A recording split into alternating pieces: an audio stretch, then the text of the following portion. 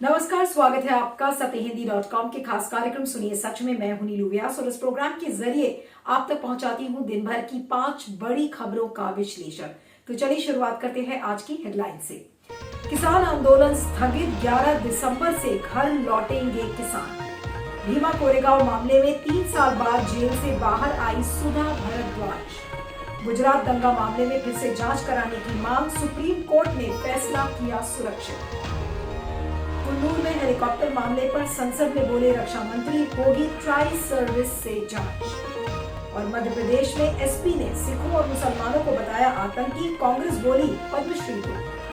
तो चलिए शुरुआत करते हैं हमारी आज की पहली बड़ी खबर से, और वो खबर जुड़ी हुई है 1 साल से जो किसान आंदोलन चल रहा था उससे जुड़ी हुई। 378 दिन बाद आज किसान आंदोलन के पहले चरण का अंत हो गया और संयुक्त किसान मोर्चा ने आज लगभग दोपहर में ये ऐलान किया कि जितने भी किसान सिंघू बॉर्डर और तमाम बॉर्डर्स पर जो 1 साल से तैनात थे, अब वो उन बॉर्डर एरिया से हट जाएंगे। 11 दिसंबर से ये बताया जा रहा है कि किसान अपने घर लौटेंगे और उनके जो तंबू, उनकी जो ट्रैक्टर्स, ट्रॉलीज जो सब खड़ी हुई थी, अब वो धीरे धीरे अब वहां से हटेंगी और कल ये पूरा जो प्रोसेस है, कल से ये हटना शुरू हो जाएगा। यानी कि किसान आंदोलन को खत्म नहीं किया गया है लेकिन स्थगित किया गया है। साथ में संयुक्त किसान मोर्चा ने यह भी कहा कि उनकी ज्यादातर मांगों को सरकार ने मान लिया है और इसी वजह से वो इस बात पर राजी हुए हैं कि बॉर्डर छोड़कर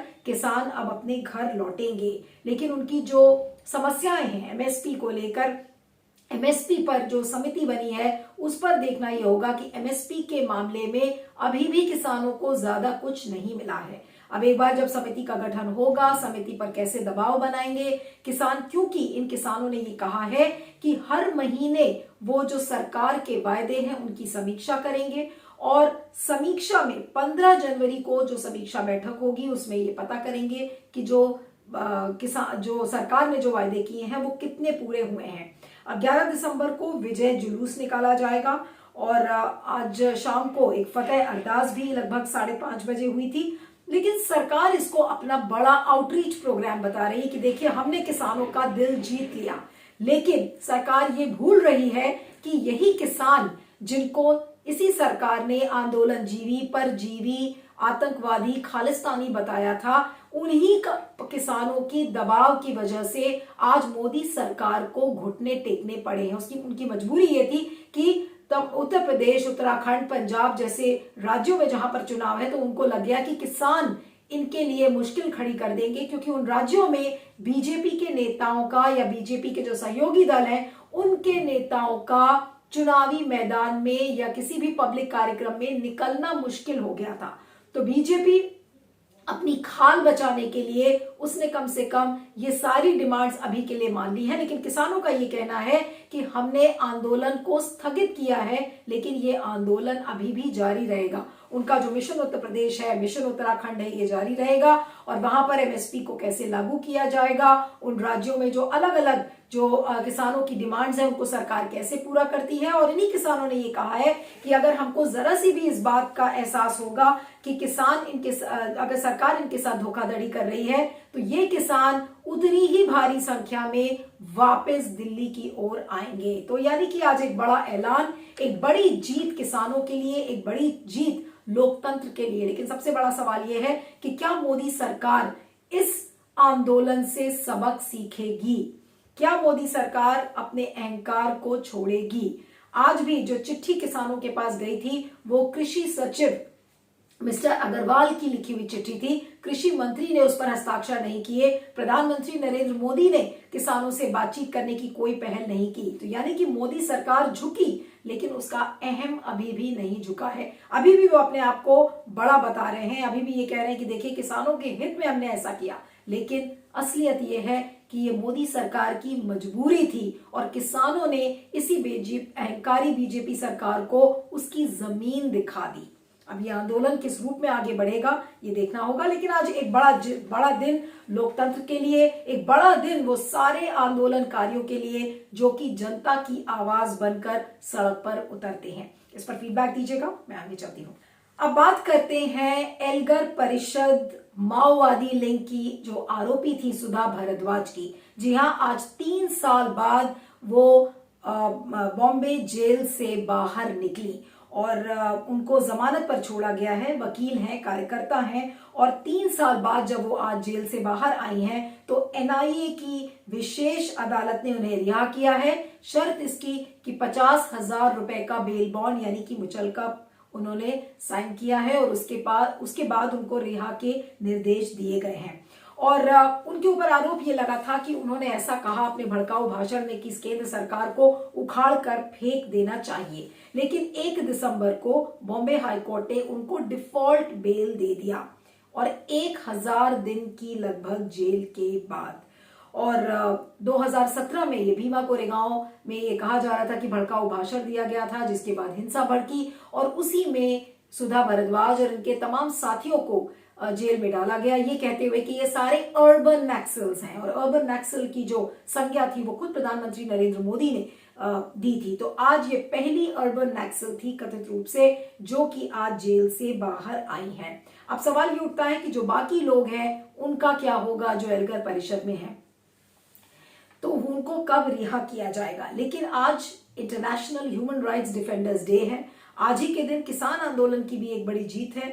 तो आज के दिन सुधा भारद्वाज का निकलना तमाम वो ह्यूमन राइट्स से के लिए जो लड़ने वाले लोग हैं उनकी आज एक बड़ी जीत बताया जा रहा है। और जो भी जनता के जो अभियान चलते हैं, जनता की आवाज बनकर जितने भी अभियान चलते हैं, आज उनकी भी एक बड़ी जीत है। लेकिन एनआईए की और पुलिस प्रशासन की जो कार्रवाई है उस पर भी सवाल खड़े होते हैं, क्योंकि सुधा भारद्वाज एक ऐसी आरोपी थी जिनके खिलाफ ना कोई केस था, ना कोई सबूत था, ना कोई एफआईआर थी, लेकिन इन सब चीजों के बिना भी उन्होंने 1000 दिन जेल में बिताए। 3 साल कोई अगर जेल में बिता दे बिना सबूत के, ये जानते हुए कि उन्होंने कुछ भी नहीं किया, और 1000 दिन अगर कोई जेल में रहे, तो आप क्या कहेंगे कि पुलिस ने छला, पुलिस ने एक तरीके से पुलिस ने चीटिंग की उस व्यक्ति के साथ। अब ऐसी पुलिस या ऐसी एनआईए के खिलाफ क्या एक्शन लिया जाएगा, सबसे बड़ा सवाल ये है।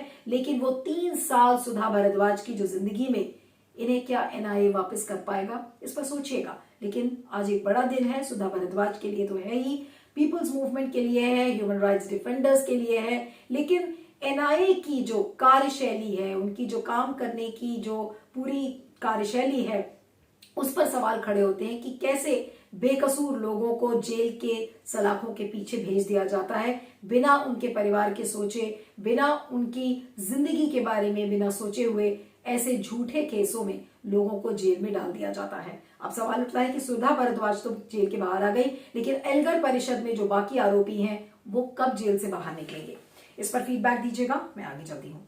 अब बात करते हैं गुजरात दंगों में। आपको याद होगा कि कांग्रेस एमपी एहसान जाफरी, जो कि 2002 के गुजरात दंगों में मारे गए थे, तो उनकी पत्नी जाकिया जाफरी ने अभी एक पिटिशन फाइल की थी सुप्रीम कोर्ट में, और उन्होंने ये कहा था कि एसआईटी ने जो क्लोजर रिपोर्ट 2012 में दी थी, उन्होंने सारे सबूत को खंगाल कर नहीं देखा, और ऐसे में उन्होंने एक और जांच की मांग की कि दोबारा सुप्रीम कोर्ट एक जांच के आदेश करे।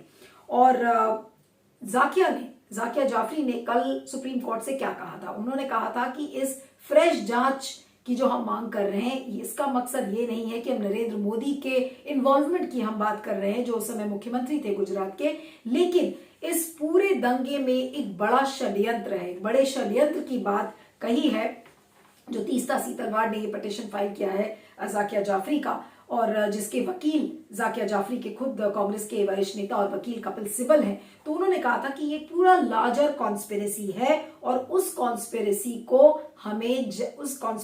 की हमें जांच करनी चाहिए। और उन्होंने कहा कि हम तो इस बात पर आर्ग्यू कर ही नहीं रहे हैं कि नरेंद्र मोदी का डायरेक्ट इन्वॉल्वमेंट है, लेकिन जो लार्जर कॉन्स्पिरेसी है उस पर इस जांच को रखा जाए। और एग्जैक्टली अगर उन्होंने कहा, उन्होंने यही बोला कि citing no prosecutable evidence, SIT closed its investigation in February 2012, giving a clean chit to 64 accused, including CM Modi.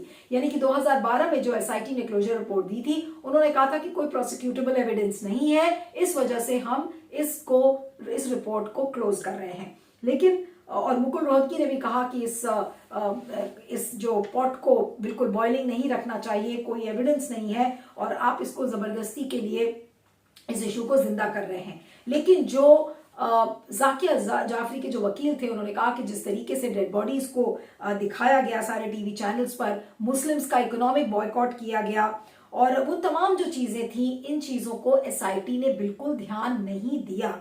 और साथ में ये भी कहा कि जो पुलिस प्रशासन और जो जितने राजनेता हैं उनके बीच में जो मैसेजेस एक्सचेंज हुए थे उसको भी एसआईटी ने खंगाल कर नहीं देखा। यानी कि एसआईटी के पास सबूत थे लेकिन उन सबूत को नजरअंदाज किया है एसआईटी ने।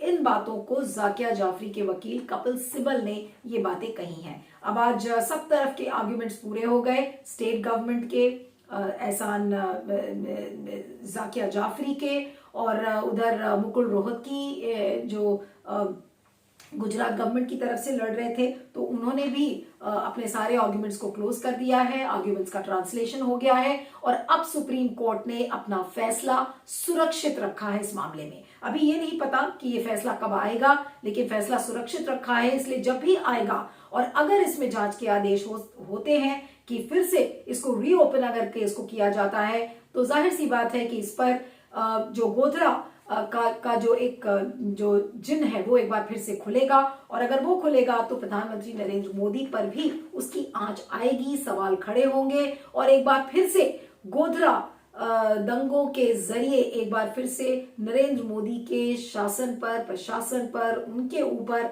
और वहां की पुलिस पर फिर से उंगलियां उठेंगी कि उन्होंने ठीक से जांच पड़ताल नहीं की और किस तरीके से उन्होंने मुसलमानों को बॉयकॉट करने की कोशिश किया, किस तरीके से उनको दबाने की कोशिश की गई, वो सारी चीजें सामने आ जाएंगी। तो अब देखना ये होगा कि सुप्रीम कोर्ट फैसला क्या सुनाता है। लेकिन फिलहाल ये एक दबाव एक बार फिर से प्रधानमंत्री नरेंद्र मोदी के ऊपर है, जो उस समय गुजरात के मुख्यमंत्री थे। तो देखना ये होगा, सबकी नजरें बनी होंगी कि सुप्रीम कोर्ट इसमें क्या फैसला सुनाता है। फीडबैक दीजिएगा, मैं आगे चलती हूँ। अब बात करते हैं chief of defence staff Bipin Rawat की, जिनकी कल मौत हो गई। 14 लोगों के साथ उनका जो MI-17V5 हेलीकॉप्टर जो कि सुलूर एयरबेस से उड़ा था और उनको वेलिंगटन जाना था क्योंकि वहां पर एक डिफेंस सर्विसेज स्टाफ का एक फंक्शन था जिसमें कि उनको एड्रेस करना था, वो उसी रास्ते पे थे जब उनका हेलीकॉप्टर क्रैश कर गया। ये बताया जा रहा था कि जब वो लो हाइट पे था तो एक पेड़ से टकराया और वो चॉपर गिरा, जल गया और जितने भी लोग उसमें थे वो मारे गए। 14 लोग ट्रैवल कर रहे थे साथ में, उसमें से 13 लोग मारे गए हैं, जिसमें कि chief of defence staff Bipin Rawat और उनकी पत्नी भी थी। साथ में उनके जितने भी लोग थे, सीनियर ऑफिशियल्स जो उनके साथ ट्रैवल कर रहे थे, वो उनकी मौत हो गई।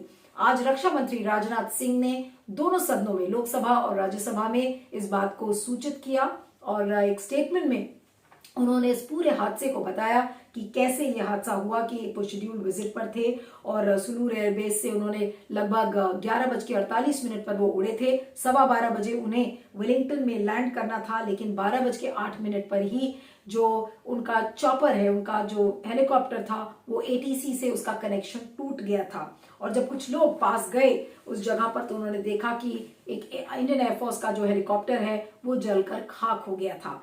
अब ये बताया जा रहा है कि जनरल बिपिन रावत जिंदा थे जब लोग आए हैं वहां पे देखने के लिए कि किस तरीके से चॉपर क्रैश हो गया था। उन्होंने अपना नाम तक बोला कि मैं जनरल बिपिन रावत हूं। उसके बाद अस्पताल जब लेके जाया जा रहा था तो उनकी वहां पर मौत हो गई। तो बहुत ही दुखद घटना थी और अब रक्षा मंत्री ने यह कहा है कि इस पूरे हादसे की जो जांच है वो ट्राई सर्विस जांच इसमें की जाएगी। अब जिस जांच में क्या कुछ निकलता है, आज ये भी बताया जा रहा है कि इसमें ब्लैक बॉक्स मिला है। ब्लैक बॉक्स से हमें ये पता चलेगा कि वो चॉपर कैसे क्रैश किया है। लेकिन इससे बड़ी चुनौती है कि जनरल बिपिन रावत जिस तरीके के एक सीनियर डेकोरेटेड ऑफिशियल थे, एक इतने बड़े अफसर थे, तो अब उनकी जगह चीफ ऑफ डिफेंस स्टाफ कौन बनेगा?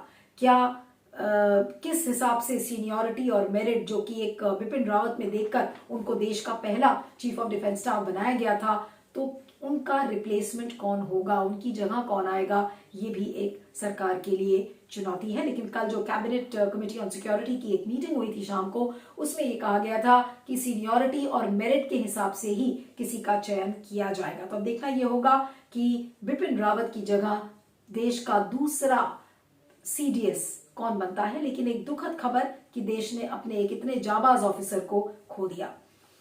आगे चलते हैं, अब बात करते हैं एक और विवाद की। जी हाँ, मध्य प्रदेश के कटनी के जो सुपरिंटेंडेंट ऑफ पुलिस हैं सुनील जैन, उन्होंने अपने जो सुरक्षा कर्मी हैं और पुलिस ऑफिसर्स थे उनको एक निर्देश दिया एक चिट्ठी के जरिए, क्योंकि जो मध्य प्रदेश के जो गवर्नर हैं यानी कि राज्यपाल मूंग भाई पटेल, वो कटनी 7 दिसंबर को आए हुए थे और उनकी सुरक्षा व्यवस्था के इंतजाम के लिए ही उन्होंने एक चिट्ठी लिखी और उसमें दिशा निर्देश दिया अपने बाकी ऑफिसर्स को कि आपको किन किन चीजों से सतर्क रहना पड़ेगा, किन किन लोगों पर आपको नजर रखनी पड़ेगी। तो उसी चिट्ठी में जो कॉलम 6 है, उस चिट्ठी में सुनील जैन जो एसपी हैं उन्होंने ये लिखा है कि सिखों, मुसलमानों, जेकेएलएफ, उल्फा, सिमी, एलटीटी आतंकियों पर सख्त नजर रखी जाए। यानी कि कटनी के जो एसपी हैं सुनील जैन, उनके हिसाब से सिख और मुसलमान आतंकवादियों की श्रेणी में आते हैं। अब उनका ये लिखना, ये चिट्ठी पब्लिक डोमेन में आई, उसके बाद काफी बवाल मचा इसको लेकर। कांग्रेस ने इसको लेकर कार्रवाई की मांग की है और बाद में उन्होंने खेद भी जताया सुनील जैन ने। उन्होंने कहा कि धोखे से वो जो ग्रुप शब्द था वो हमने नहीं लिखा था।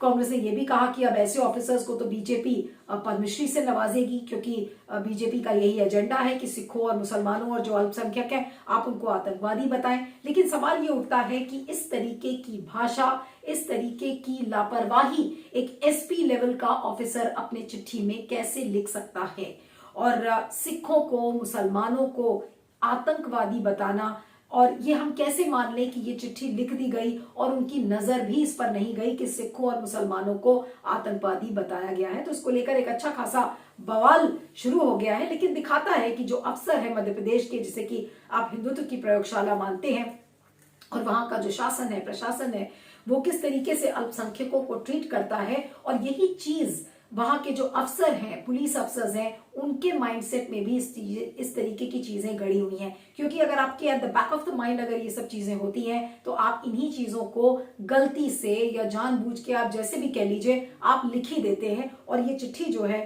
इस बात का सीधा साधा प्रमाण है कि किस तरीके से जो हिंदुत्व की प्रयोगशाला वाला राज्य है मध्य प्रदेश, वहां के अफसर हिंदू और सिखों और मुसलमानों को आतंकवादी समझते हैं। अब देखना यह होगा कि सुनील जैन के खिलाफ क्या कार्रवाई होती है। कांग्रेस ने तो सख्त से सख्त कार्रवाई की मांग की है कि एक सीनियर ऑफिसर जो एसपी लेवल का ऑफिसर है, अगर वो इस तरीके की चिट्ठी लिखता है तो बाकी जो ऑफिसर्स हैं उन पर क्या इंप्रेशन जाएगा, अपने जो जूनियर ऑफिसर्स पर वो क्या इंप्रेशन डालेंगे, इस चिट्ठी से क्या मतलब बनता है। क्या ये चिट्ठी उनको अब ये प्रमोशन दिलवाएगी या फिर उनके खिलाफ कोई कड़ी कार्रवाई होगी, ये देखना होगा। सुनिए सच की 5 बड़ी खबरों में इतना ही। आप मुझे ट्विटर पर फॉलो कर सकते हैं, मेरा ट्विटर हैंडल है @नीलू317। आप देखते रहिएगा सुनिए सच और बने रहिएगा सत्य हिंदी पर। Thank you so much. सत्य हिंदी का ऐप डाउनलोड करें गूगल प्ले स्टोर पर।